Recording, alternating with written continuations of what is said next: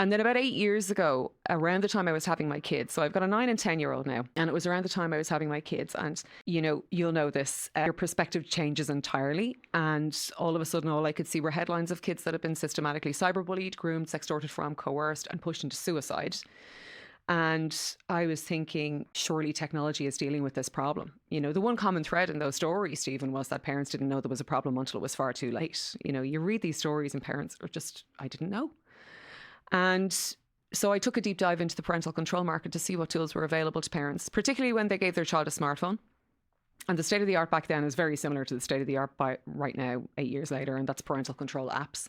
There's about 250 parental control apps on the app stores, and they all share a variety of features. They have access restriction and monitoring to stop your child becoming addicted to their phone. They've got pornography and gambling website blocking, geofencing and geo-tracking so you can find your child.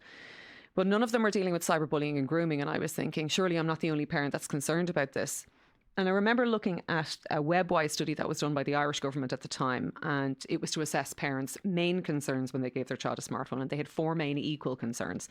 So parents were worried their child would access pornography, spend too much time online, be groomed or be cyberbullied. So the pornography and the access restriction were being super served by the parental control apps, but the other 50% of parents' needs were not being met at all.